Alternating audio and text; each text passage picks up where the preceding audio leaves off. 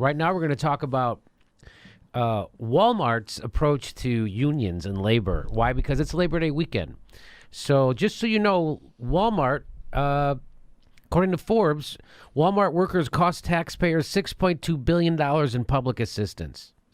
20 mega companies dominate the minimum wage world. Walmart alone employs 1.4 million minimum wage workers. Taco Bell, Pizza Hut, and KFC is in second place, and McDonald's takes third. Overall, 60% of minimum wage workers are employed by businesses not officially considered small by government standards. This is from The Nation. Walmart wages are the main reason people depend on food stamps. The Supplemental Nutrition Assistance Program, SNAP. So that's food stamps, right? SNAP is food stamps. Okay, so they gutted welfare. Now everybody, you get food stamps, and you don't get much. The SNAP is a means of survival for families earning minimum wage. That's the subtitle to that Nation magazine article. It says Walmart isn't paying for those food stamps. You are. The annual bill that states and federal government foot for working families making poverty level wages is $153 billion. So people who have jobs, who work, still need government assistance to eat. That's how poorly we pay people in the United States. To the tune of how much? $153 billion for working families. Families working. That's $153 billion for people working. So that's the government subsidizing companies because they're not paying their workers a living wage.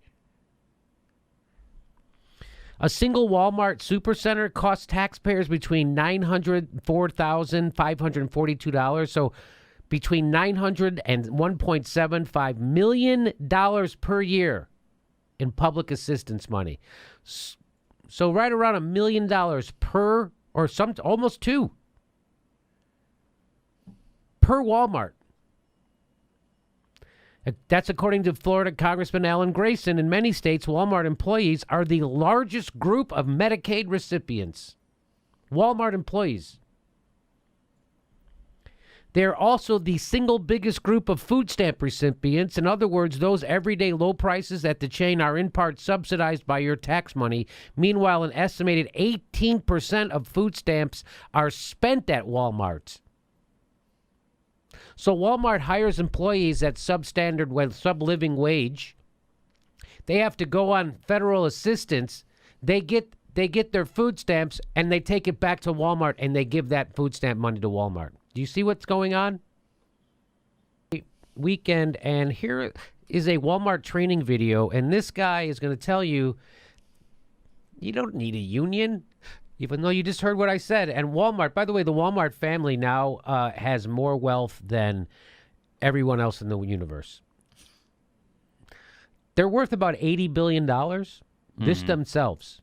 $80 billion just themselves, right? So okay, why would you need a union? Now, from this one article, it highlights that. Article from where? It is from AlJazeera.com. It's 2012, and it says the Walton family has more wealth than the bottom 42% of Americans combined. In 2010, the CEO, Michael Duke's salary of $35 million in 1 hour. He makes more than a full-time employee makes in an entire year. Why do you...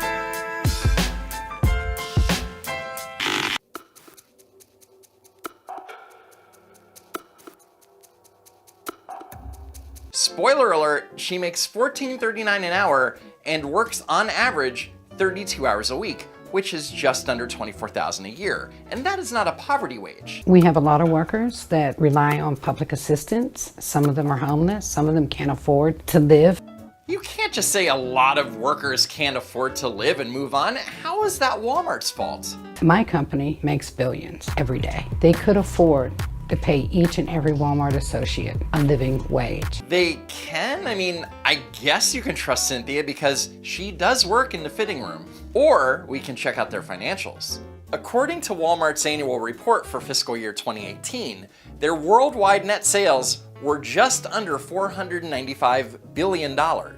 My company makes billions every day. Not so fast, Cynthia. If you divide Walmart's total revenue by the 365 days in a year, you come up with an average of nearly 1.36 billion. So technically, you can't say billions a day. Billions every day. That's net sales, not profit. And after operating costs, Walmart's net income for fiscal year 2018 was less than $10 billion. Think about it. They sell $500 billion in merchandise and only make a net profit of less than $10 billion. Now, let's pretend that every one of Walmart's 2.3 million employees works 32 hours a week. If you took Walmart's profit and spread the love to each employee, everyone would only make $2.58 more per hour.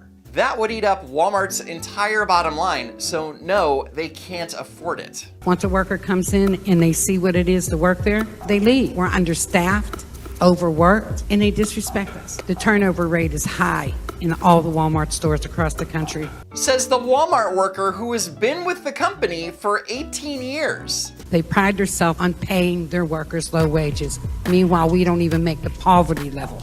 Cynthia paints a very bleak picture of how Walmart supposedly treats their employees, and she has to, since she is a founding member of Our Walmart, an organization that is, among other things, fighting for $15 an hour. But if they got it, it wouldn't be good enough for them.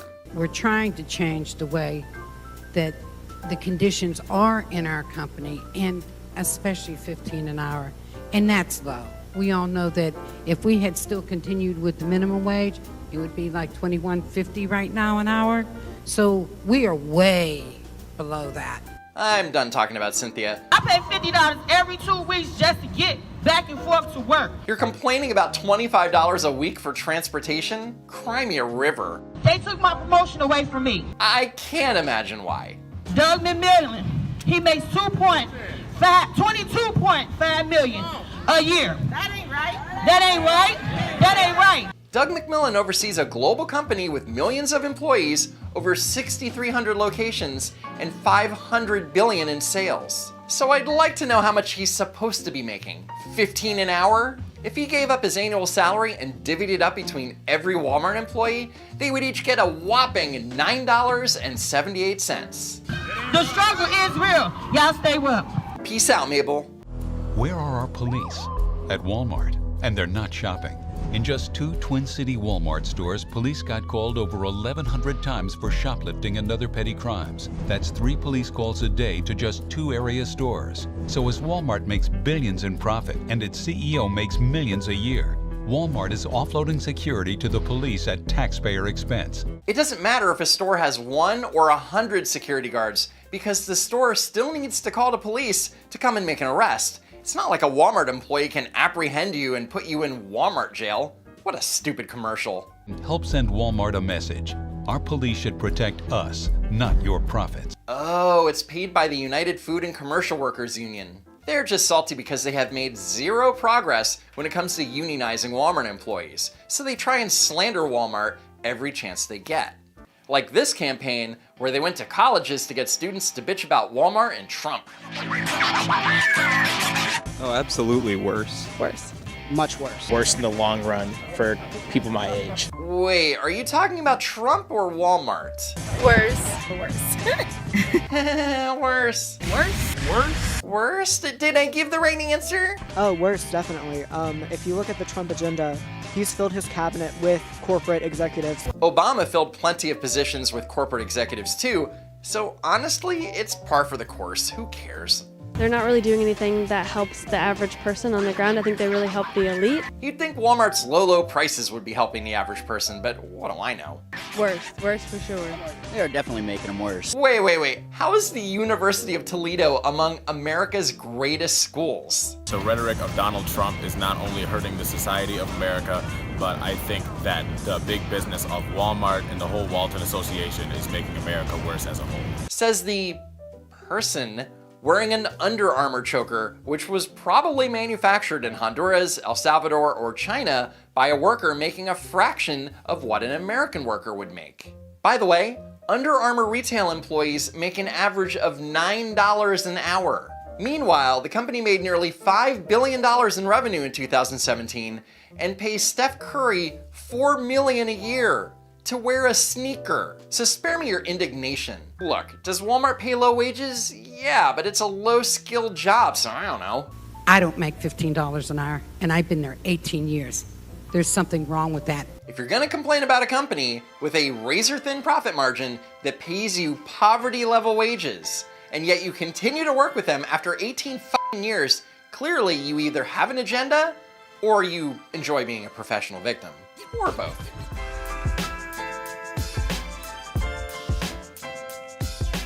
Thanks for watching, sharing, and hitting that like button. And if you haven't already, subscribe to the channel and check out some of my other videos. And as always, I hope to see you next time.